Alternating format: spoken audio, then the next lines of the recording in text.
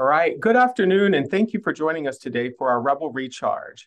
We have a great lineup of engaging and educational talks that we're excited to share with all of you. You can see our full schedule of events at engage.unlv.edu/events. I'm Blake Douglas, Executive Director of the UNLV Alumni Association, and on behalf of the more than 144,000 plus UNLV alumni worldwide, it is my pleasure to welcome each of you here today. I'd also like to give a special hello to NC Regent Laura Perkins, who's joining us today. We always appreciate when our regents are joining us and engaging in our programs and events. So welcome, Regent Perkins. Thank you. Our next virtual Rebel Recharge will take place on Friday, March 24th. The title is Disrupt Hers, How Women Are Leading Change in the Sports Industry, presented by Professor Nancy Lowe. Women's sports is on the rise. Viewership, attendance, sponsorship, investment, fandom are at an all-time high.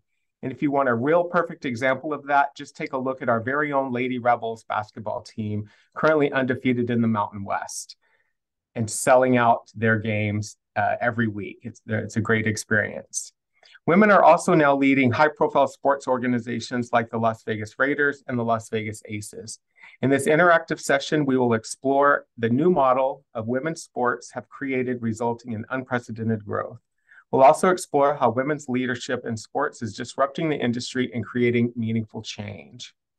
Our goal is to continue to grow our programs and events and create fun, educational, and engaging opportunities for our alumni, faculty, staff, students, and community members. Today's presentation is entitled An Anthropologist Goes Looking for Love in All the Old Places, presented by Professor William Jankowiak.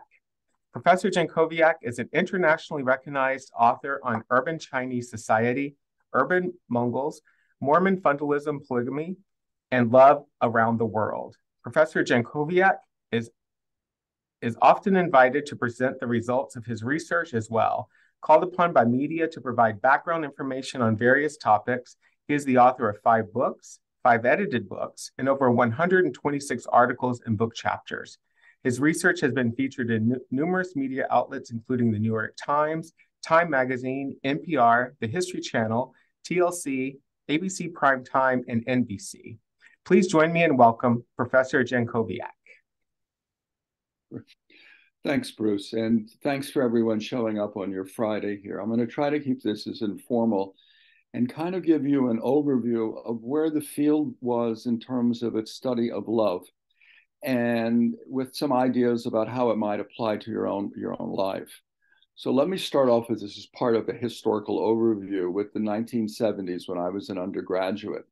And like all undergraduates and all people, I was told repeatedly that romantic love was a Western invention that diffused out to the world. In many ways, we were always shamed that you love, and it's a modern idea, and why do you have these feelings, and kind of get over it. And that was the assumption I brought when I went to graduate school in the 1980s. And at that time, I was placed in Inner Mongolia, northern China, and that's where I started doing my dissertation research. And I remember people telling me, oh, so-and-so doesn't love him. And I thought to myself, you're incapable of love. You're just talking about love because you think it's modern. And I remember then when I went back and started writing up my notes, another colleague, Charles Lindholm, put together the session of the American Anthropologists in 1987. And I was going back to the field for the summer. And I says, oh, let me contribute to that. I'll write a nice little essay, and it'll talk about how modernity and television and how the new Chinese are all trying to be modern and look how they think about the world differently. And so I was collecting and I was listening. And now when people said I loved him or I didn't love him, I believed them. Okay. But I thought, modern idea. And I remember to this day, it was July 5th. And I'm in my hotel room and I'm reading, just for a break, short stories from the Tang Dynasty. That's about like 1,000 years ago, 800 AD. And I come across these things called the fox fairy. Now, what's the fox fairy? Fox fairy is a spirit that is a malevolent spirit. It often takes the shape of a beautiful woman, seduces a man, and then eats his heart out. Look at the metaphors on that. Okay, this is Tang Dynasty, 1,000 years ago. Okay? But there's also a counter to the fox fairy, where she falls so in love with the man, she refuses to revert back to her animal spirit. And the townspeople who are really, or village people, are really upset, kill her. So she dies for love. Now, all the students know these fox fairy stories, okay? And they look at it as a great romantic element. Okay? So I'm reading this and I'm going, my goodness, I wonder how common this is around the world. So when I got home, I called up my colleague, Barry Hewlett. We went to grad school together, and he studied the Aka Pygmies in Central Africa. And he'd been doing it for 30 years. And I said, Barry, did you ever see romantic love among the Aka Pygmy? And he said, absolutely not. And I said, well, okay.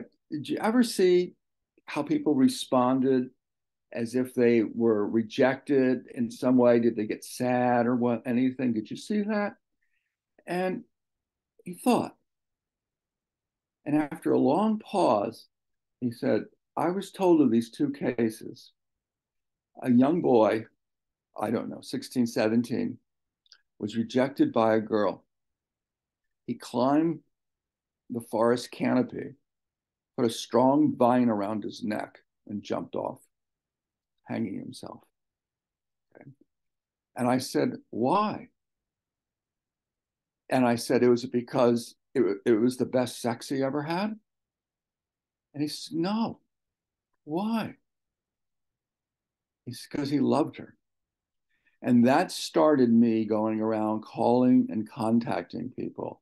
And I did it with a graduate student when I was at Tulane, and we wound up documenting romantic love in about 155 out of 161 cultures, about 91%. The missing ones probably had it. We just had no data. We couldn't find the folklore. That got written up, and I had a session in the 1992 American Anthropological Associations. And in November, the New York Times published in its science section, starting off with the living section, Anthropology goes looking for love in all the old places. And it created a media firestorm where every single media wanted to know. The session was packed.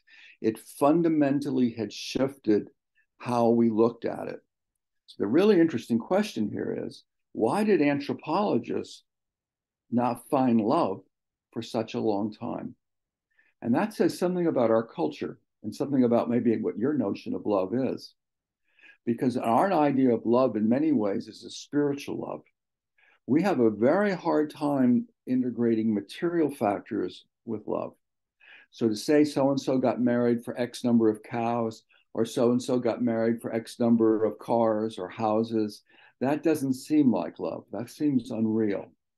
Also, too, we are also told in many ways, again, that love is a modern idea. Sex is biology, love is not. Love is not biological. That's really false, by the way. But that was some of the operating assumptions that guided people in their evaluation or non-evaluation of their material. Okay? But there's an interesting question. How do you take a subjective state and objectify it? If love is a feeling, how do you reveal feelings? In most cultures around the world, they do it through material gifts. But isn't that what we do too? Isn't material factors also one of the ways we show it in terms of a wedding engagement or something of that nature? The only difference is we think it's impolite to note that. You can say, oh, so-and-so, but you can't make a big thing. Oh, look at the diamond. Oh, he must love you. Okay? But it's fascinating on this idea of spirituality. If you look at green card applications, I was talking to a lawyer that works at the UNLV legal clinic, and she was telling me that it's very important when people have their interview to prove that they are not a fake couple, they have to demonstrate the spiritual love So this person can be happy that A, they are really in love and it's not false. Yet the material factors have to be denied. Okay. But now notice this. If you're somebody on match.com, what are the props that every male will have in his pictures? What comes to mind? Is it just a picture of his face, or is it a context? Okay, a dog. Yeah, one's a dog, yes. And the other one is, I had a student, I never did research on that, but she was on match.com and she told me that she was a grad student. We were working on this project together, not on that or something unrelated, but she just said that from her experience, guys always had a house in the background, or they were always standing in front of the car. That was always a new car. So my point is that material factors are always a play, even an American element, but we think it's impolite to talk about it. It has to be implicit, not explicit. Other cultures make it very explicit, and it's not considered rude, nor is it seen. I remember asking a Chinese woman, is it, can you have money and love? And she says, they're not contradictory. But nonetheless, we kind of thought that way for the longest of time. But how do you feel in love? Okay. When you're in love, how do you know you're in love?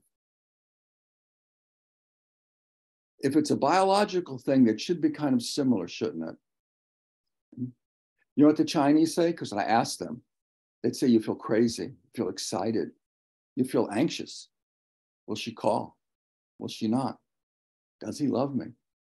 He says he does, but does he not? Okay. The expectation, the whole sense of idealization of yourself in this relationship, and it's a fragile one, creates this incredible sense of we-ness, if you will. Okay. And it's that question of I-ness to we-ness that somehow we call love. Now, it's very interesting. Victor Demure, who started this, he wanted to know what are the cognitive features that are in love. And he came up with 4 things. He looked at Russia, Lithuania, which is on the Baltic Seas area, and in the United States. And his research found these 5 elements. I will do anything for the person I love. I constantly think about the person I'm in love with. Romantic love is the supreme happiness of life. Love makes my partner stronger and a better person. And sexual attraction is necessary for love. So what we see here is there's altruism, inclusive fitness, emotional fulfillment, and a bit of biology. Now, the question is, that's Euro-American. I copied his study and did it in Shanghai with some Chinese colleagues. And we found the exact same thing. And I had a grad student, Alex Nelson, who now teaches at Indiana College in Indianapolis. And he replicated it with a Korean colleague in South Korea. So we're seeing, at least among college-educated and wealthy societies, whether it's East Asia or Europe, America, there seems to be some agreement that in love has these cognitive components. Now, that being said, there's a problem. Okay, would this be true for tribal societies that have no reading and writing? Okay, would they come up with the same thing? And we just don't know. Okay, it's suggested, but we just don't know on that. Okay, now, interesting. When you're in love, there's a reorganization of emotional priorities. Okay. You think about it. When you've been in love, if that person you're really in love calls you, no matter how busy you are, you take the call. Okay? If your parents call you, maybe you don't. If your lover calls you, you do. That is common around the world, of reorganizing emotional priorities. The other is inclusive thinking. You can't stop thinking about the person. Even if you want to, you can't say it. When people are passionately in love, they don't have to work at being in love. At some point, they have to maybe work not being so much in love. Okay? Now, this raises a very interesting question. Can you love 2 people at the same time? What do you think? Can you love 2 people at the same time? There's a lot of, yep, okay. Rosa thinks yes. Okay. Oh, everyone's okay. Uh, can you? Let's see what the. Now I know philosophically, you're Americans. You can do whatever you want. Culture is a prisoner. Biology is a prisoner. You were raised to transcend everything because hey, you're an American. Okay? But is that true? Okay. Now you can love in terms of a companion and affectionate way a bunch of people, to be sure. But can you be passionately in love with two people at the same time? The research suggests it's very difficult. There was a really interesting study done in California. Now, these people were not polyamors, but they were having an affair. And normally, when you have an affair, you either break up the affair or you leave your marriage. But in this particular case, they left their husband or wife, but then they discovered they still were in love with their husband or wife. So they went back. But then they realized they were still attached to the person they were having the affair with. Clear demonstration of love at the same time. Okay. When asked, was this the happiest time of their life? What do you think they said? They had two great loves.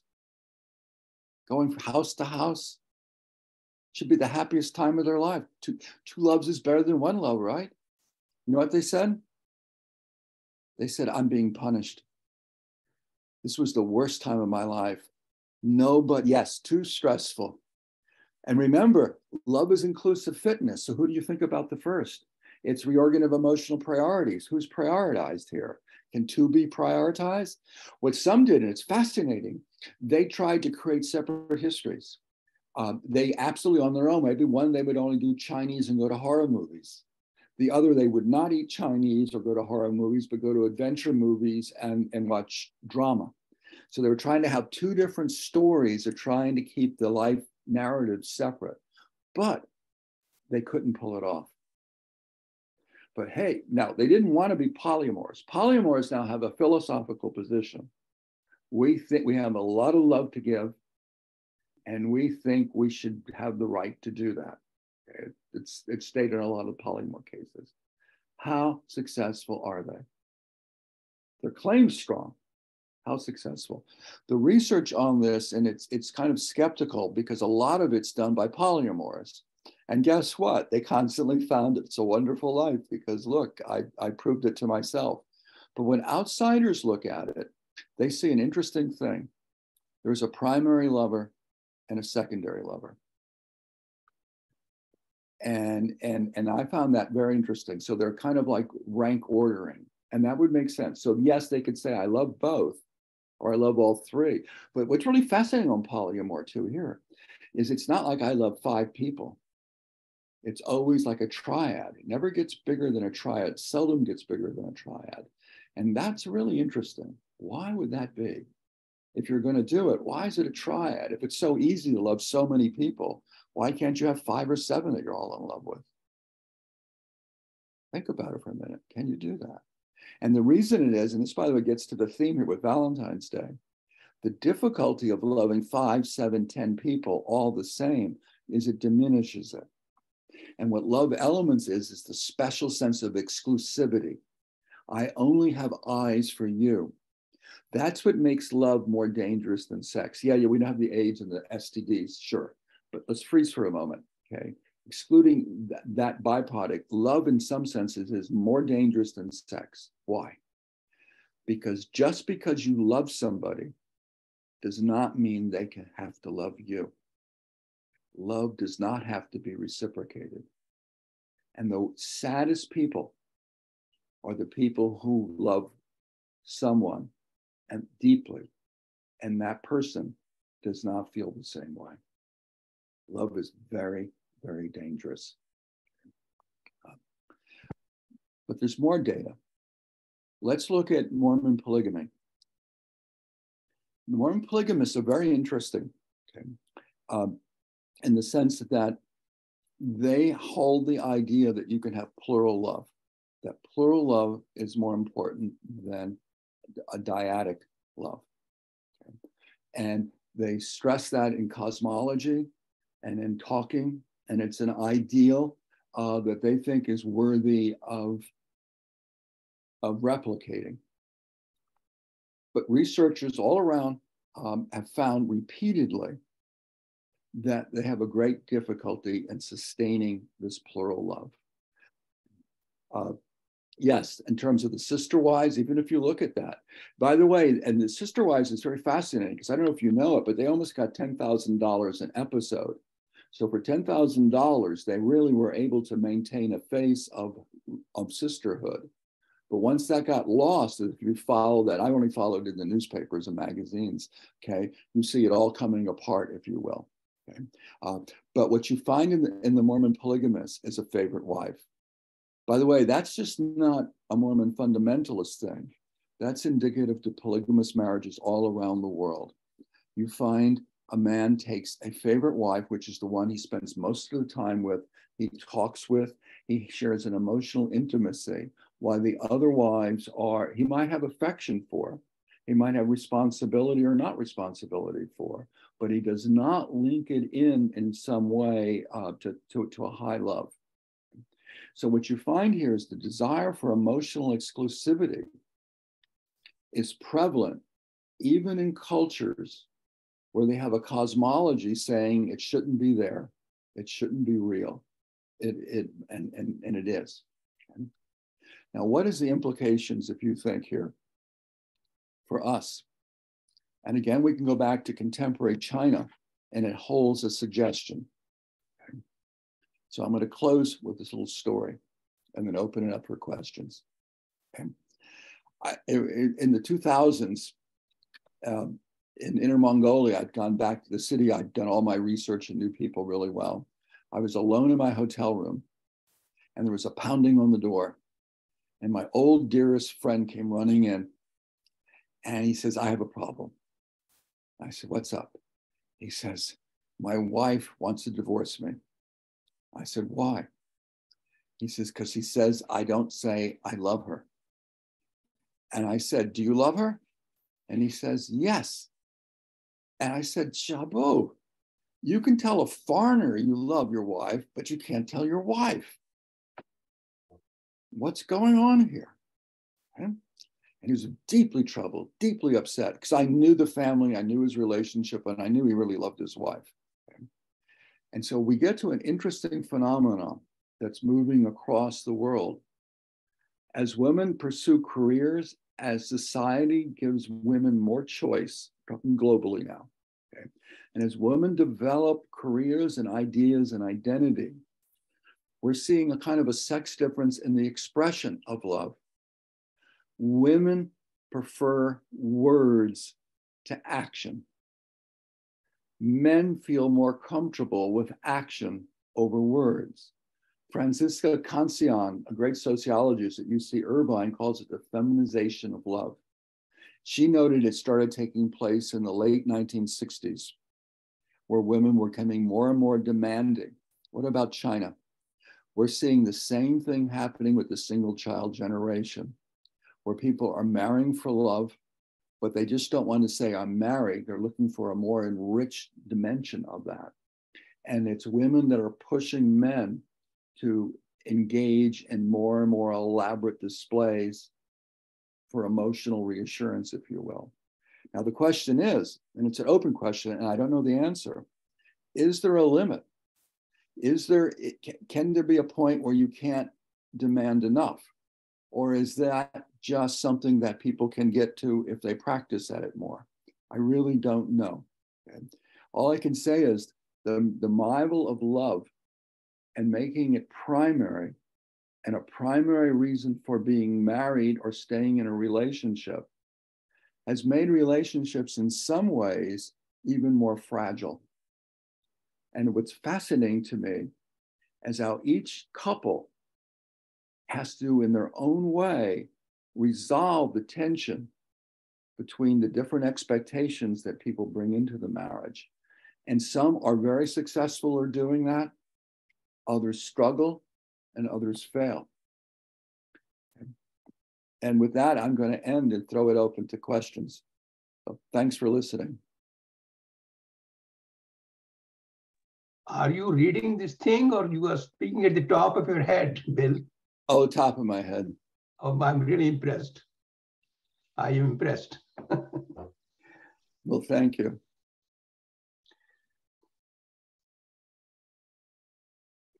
Feel free to unmute yourself if you have any questions.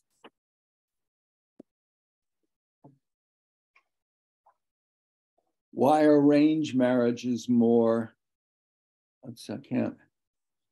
Oh, I have something on the side here. Okay, yeah. Okay. It's successful. Yeah, why am I more successful? I say it now. In societies that practice arranged marriages, they make it very difficult to leave. So it's not clear that they're more successful. But you are right. About 25% of arranged marriages turn into love. What they have is the thing is you're neutral before marriage, love comes after marriage. I found that very much, by the way, in the 1980s in China, where they have what I call a self-arranged marriage. Arranged marriage is when parents pick somebody. Self-arranged is when you pick somebody, you arrange it, but it's not dating. In the 1980s, it was very bad for men and women to get a reputation of having too many girlfriends or boyfriends. And you were so concerned with that you would meet somebody and you'd chat for 10, 15 minutes. And if you agreed to meet again, you might chat for 10, 15, 30 minutes. And if you agreed to meet again, everyone knew you were now engaged. Okay? It was a self-arranged courtship. And the whole point of meeting was that. Now, here comes the interesting part. When people met on the courtship, they were coldly practical, material. They would just list, who's your father? Do you have overseas connections? What's your class background? Just like listing like you were going into a medical chart, okay? But here comes the rub. Once they agreed to a wedding, their whole demeanor changed. They stopped talking about material and wealth, and they just started getting excited and talking. They looked like a bunch of 13-year-old high school kids in love for the first time. And they really were. So after making the commitment, they fell in love. You see the same thing in Indian society, where marriages are arranged because it's part of their identity. And then you find slowly, gradually, people begin to fall in love afterwards. Okay? So you raise a very good question. Okay, there's different ways to get to love, I think, is the conclusion. And there's not just any one way that's better. Thank you for that answer. Yeah, Bill, you raised two very good scenarios. One was, I think you were talking about love in Russia and those United States. And then your own research took you to a remote part of China and Mongolia, and your friend or colleague in Central Africa. And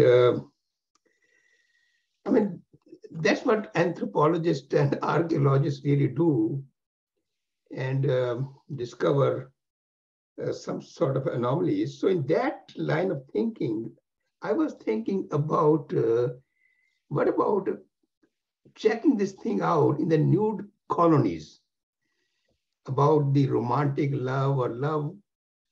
So when people are living nudes, I mean, the whole thing, romance has just evaporated, doesn't even apply. I mean, I have not been a part of it, but have you ever heard of such a study about romantic love or love in a nudist colony, which in the 70s were a rage? Yes, I was told. I had done a study with swingers. I'm not a swinger, but my co-author was a 37-year-old female, and she'd been swinging for a long time. And I did an investigation on that. I really had thought that they were in a dead marriage. And in chatting with the couples who they knew, she introduced me. These were her friends. I was watching how they looked at one another, and I was absolutely convinced they had a companionship love. And they were very adamant. They were engaged in swinging because they wanted sexual variety. This was important to them. And it had gotten flat by staying with it. And so that allowed me then to change my opinion on this based on that, was that perhaps for those people, the most important thing is communicating to your partner that your body, and now I have to be careful on this because people go crazy when I say this, so careful. If you don't ask for clarifications, don't judge, okay? But there's a sense that your body, you willingly surrender it to the other. So therefore, if you go away and you have an affair, you are cheating. But in the swinging, you ask for permission. Is it all right for me to sleep with that person? If you say no, I will not. Okay. That seems, by the way, and that's found all around the world where there is type of spousal exchange. It's not done in secret. It's done with the knowledge of your spouse and therefore the approval of your spouse. And that seems to dampen sexual jealousy. Okay. So that's fascinating in a way. Okay. But here, and so in that sense, you can have sexual variety and still be in love. I'm not sure you can love two at the same time, but you can certainly sleep with two at the same time and maintain it. That's what that research did. To the question on nudist colony, this long way to get to your question, because she told me, and again, I have never done research on this at all, so it's just her opinion. She says they were the early swingers, where they claim publicly this was just showing off our body and the body's natural. That was to give cover. And the cover was to engage in spousal exchange. So, but I'm not sure they had romantic love, because if this was spousal exchange, they're going in with their spouse, having sexual variety and then recoupling. What the swinger thing really told me, because people really were with the ritual, they would go in being much more attentive, and then afterwards they'd be super attentive going back. So in some sense, they created an anxiety.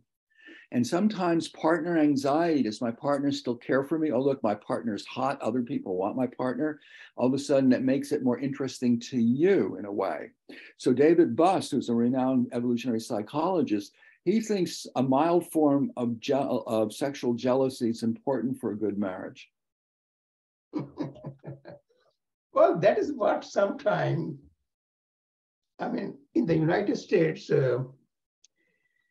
I think incidents, whatever you want to call it, really this incest happening, fathers, daughters, and so on and so forth, it to a certain degree, maybe anthropologists may justify it, psychologists may justify it.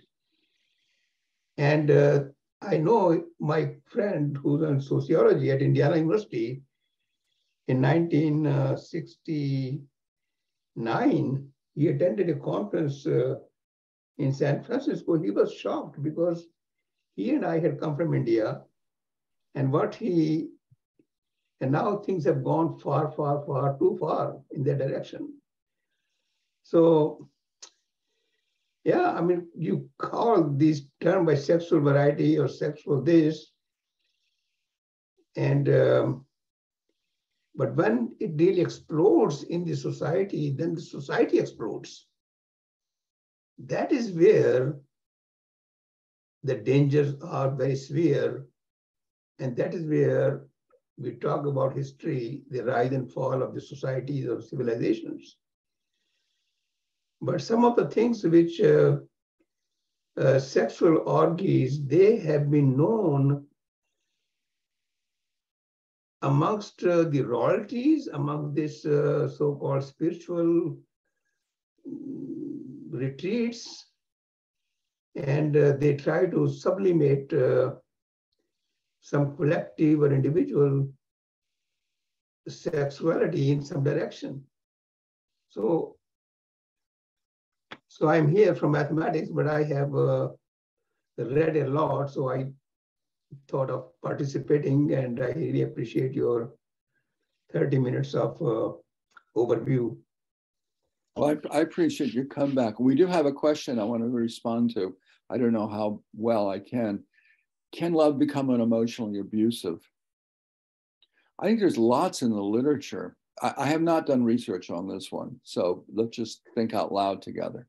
There is often, if you look at films and novels, as well as just personal stories, it's very clear that some people get addicted, get involved, get intertwined.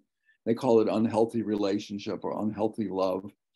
There's one popular song on the radio now. He sings out very, very catchy. Says, "I'm bad at love. I'm bad at love." Okay, and I think that hits a lot of people. The real question is why, and why do we get stuck, and why do we stay in those things? And I'm not sure. You know, that's way outside of that's kind of like a marriage or whatever therapist. But again, what it is once we are in love, it's hard to walk away from love. It's hard to, you kind of get stuck on it. You have to really work at starting to kill love. It's not something that comes easy. So given that, I can see how you could be really into it. You could get stuck into it, if you will. Generally, what people have asked is, why are we attracted to who we're attracted to? And some people have suggested we are attracted to people with same values, by the way. Okay, so it's not, you know, you share a similar outlook on lots of things, but that's not why you're attracted. That's what makes you hang around. But why you pick that person of those same values compared to the other person with those same values has to do with, who do you think is going to complete you? Okay. In other words, those elements of your personality, your character that you're weakest on, you're going to be most attractive to the person who has those attributes that you like, but don't possess to the degree you want. You will find that very attractive. Okay. And then also, too, this really kind of hits women more than men in a way, though the femme fatale is a motif for men doing dangerous things, pursuing a beautiful woman. But women, on the other hand, tend to also be attractive, if you will, to the bad boy. As Lady Hampton said of the Lord Byron, he's mad, bad, and dangerous to know. That was before she started a love affair with him. Okay. And so I think she caught on something. There are people who are attracted to people precisely because they're mad, bad, and dangerous to know. There's something attractive. And I think if one gets into that, then you can get stuck into really something abusive, because what starts off as exciting and fun can really have a dark side.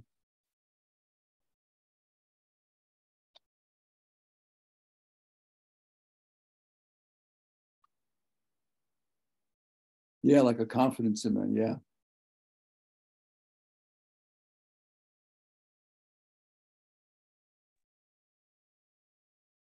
Hi, William. This is Rosa.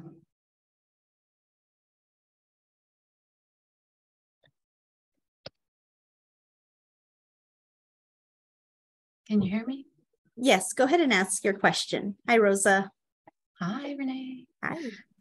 So if you had, what advice would you give your son or daughter about, I'm trying to think of my question. What advice would you give them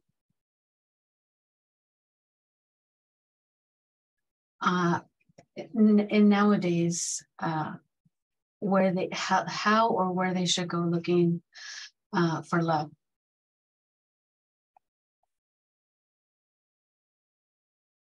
I think this is based on my research here. As I opened it up, we used to thought that romantic love was culturally taught. I think we're biologically, if the culture does nothing, if people say nothing, I think we can fall in love very fast. In fact, if you look at the foragers, these are hunters and gatherers, they fall in and out of love quickly.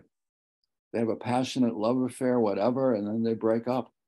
I think romantic love is very hard to sustain as a central emotional experience. It's exalting when it starts, but it has a shelf life. What really then it becomes into what we call companionship love.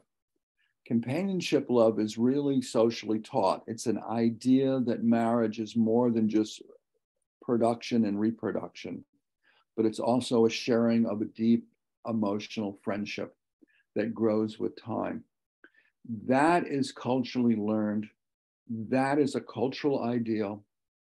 And And there's great benefits that going with that if you can create the I to a we. Okay? So when you're asked on advice on that, I would say go after people who you can become good friends with. That's tough nowadays when everyone you walk by has their head down in their cell phone. Yeah. I'm always looking for the eyes so I could say hi first, whether it be to men or women, just because I want to be friendly, but no one's looking at you. Yeah, that's a whole other thing, you know, as the generation that was raised, generally all bought in the 21st century, a different mindset, and they were raised with the cell phone screwed to their brain. And it really has shaped their attitudes. They're fragile. Where other generations would argue with the prof, now they go to someone else and say, protect me. Okay. They're the first generation to say ideas are harmful. You know, and they're fragile. And also they're the first generation that all the research points out is the loneliest generation in the history of American culture. And a lot of people have argued, I think it makes a good case until someone come along with a better answer, that the cell phone and having 1,000 friends on Facebook is not pleasing. It's not psychologically pleasing. So on one level, we have this incredible technological efficiency that is really easy and nice. Look up something real quick, find something, get an address, delightful. But the downside of that is we're still human beings, and it's kind of like dehumanized us. And I think the generation born, my daughter was born in 2000. She's part of that generation. Okay. And you see the same thing, acute depression, acute insecurity. Everyone's always had some insecurity, always had some sense of depression. But when you see it such a long across an age cohort, you have to really stop and say, By the way, that's not true in China. Okay. Because there's a great, as my old friend said, America, it's hard to make friends, isn't it? This is in China, we're always making friends. Now, these are not deep, rich friends, but they're always making contact. They're always interacting. And in some senses, they're always meeting to go to dinners and talk and chat. They live a much richer social life than we do. But we have 1,000 friends on Facebook. True. So, well, let me interject, Bill. In the context of the romantic love, the segregation of the males and females, whether because of religion, say in Islam, because there is a very strict segregation. So there, romance, romantic poetry, romance, legends, folklores are numerous. I mean, Shri Farhad, Shashi Pannu, I mean, they're 1,000 years old, believe it or not. Those romantic, that Shakespeare's Romeo and Juliet is nothing. So wherever there is segregation, I grew up back in a small city in India, and there was no co-education at any level. So in the college, it opened up. And I remember there were 4 girls in the entire college and nearly 500 students. Oh my God, the boys were getting crazy romantically and otherwise. And the girls were not allowed to come out of their so-called room without some chaperone. So romance is a function of, to a certain degree, of the segregation. But in the United States today, there is absolutely, forget segregation, they want a mathematical equality. They think there is nothing like a gender. So they have gone to the other extreme.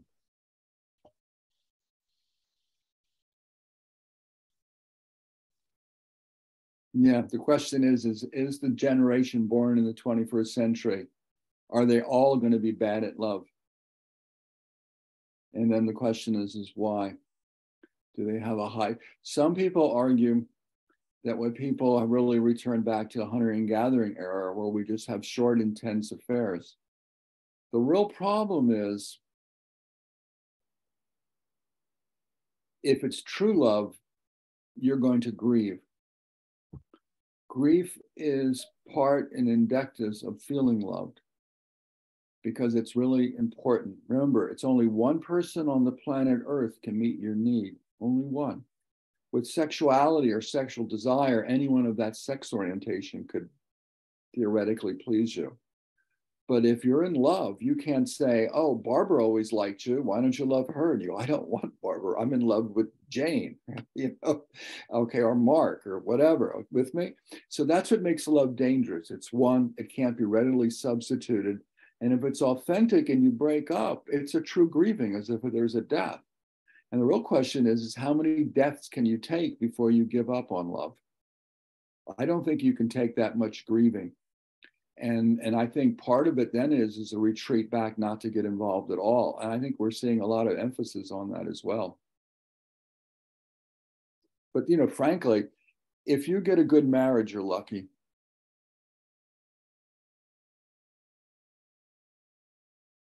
Because, but you know what makes people envy? When they see that you and your spouse are in love because they want it too. But those feelings of love are not constant. Successful marriage really has little to do with love, but rather how we enrich each other's creativity and productivity. It is that which eventually prevails. And I have been married for more than 60 years. So there is no romance between our marriage. And what I write, my wife never reads. I have 12 books. She reads a lot, but none of my books. So here I have a counterexample which will fit every scenario. Yeah. Well, so, you see, what you would have what they'd call was a rich companionship love. Yeah. But certainly there is a tremendous degree of careness, I should say. And no longevity in marriage, coming from India, where the divorce did not exist, the word divorce did not exist. So in the United States, I used to be shocked when the divorce would take place after 5, 7, 10 years. But then I also looked at the society in India and society in the United States. So that society really was stagnant and people were living in relationships where they were not truly making others' life richer, rather making them bitter and bitter. And here, the creativity and productivity I saw exploding. And I often say that America is the land of overachievers. So this divorce rate may be high, but look at the productivity in every walk of life, whether in fine arts, whether in science or engineering, because these people are committed towards their jobs 12 to 15 hours a day. So they have no time for even my granddaughter is 35 years old and she's not married. She had 2 affairs, but her job is taking her so much time and they are rewarding her. So she's very wealthy. She has a beautiful house in Oakland, California. So those are the substitutes for love in the modern society.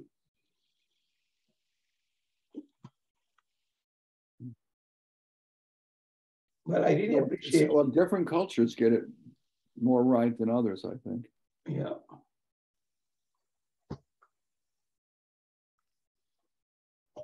There was a question from Carrie. Did you want me to go ahead and read it to you, or you see it? There's Rosa Care. Oh, the Mongolian. Oh, yeah, I have it. Okay. No, that's a neat thinking on that. I think, to highlight the family as a unit is a cultural ideal. We live for the family, we hold the family together. You have feelings for parents, but when you make the unit something larger than just that, it becomes an ethical ideal. And I think that's right. When you start singing songs or celebrating, these are kind of like ritualistic elements to remind you that you belong to a larger social unit, and that social unit is important. Okay? If you think in the West, we highlight the couple, the wedding anniversary, the Valentine's Day, which, by the way, I don't know if you know this, but it is in America, it is the one that it is the holiday that males most dislike of all the holidays. And it's the one that women like the most, because women simply can never get enough emotional investment. And every opportunity they have to invoke that from males, they seize it. Now, you think I'm being facetious on that, because in Japan and in China, with the opening up, guess what's in every single store around Valentine's Day? Dove's chocolate. And it's expected by there's no tradition of this in China, by the way, zero. When I was in the 1980s, there was nothing. But by the 2000s, Dove's candies are everywhere, and they have to go out and celebrate it. They celebrate Christmas too, but it's not a family event, it's a couple event. Okay? Yeah, and in China, the most important question when you're dating, this is contemporary China, is not whether you're going to have Western food or Chinese food, but what table will you sit? The traditional Chinese table is a big round table that celebrates friends and family. Now you look at all the restaurants, they have a small square table that sits just two people, for I only have eyes for you. It's couple-centric.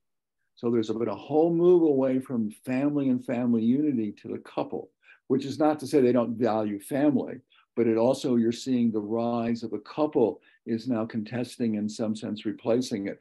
The Mongolian thing's interesting because in the grassland, you would still see the family being much more central on that. Though the Mongolians also have a long tradition. They have love songs they sing to one another and whatnot. So it's a great question, though. All right, I'm gonna go ahead and step in and close in on the questions, and just thank you for your time. Blake, I'm gonna give the floor to you, and William, if you have any closing remarks that you would like to include, but Blake, I'll let you go ahead and take the floor. Sure, thank you, Renee. And Renee, thank you for your work to produce this great event today. And William, thank you for your insights and all of the insightful questions from our audience. Great information, not only to carry forward with us beyond Valentine's Day, which is coming up very soon, but well into our future as we think about what love means to us and how we interact with each other. So thank you all. I wish you all a great weekend, and hope to see you at our next Rebel Recharge coming up very soon. Terrific, and thanks for inviting me. And thanks for it was fun to think. What I always really liked about college teaching was open thinking. And so I appreciate the spirit by which everybody came to this gathering, if you will. Thank you, Bill, and everybody.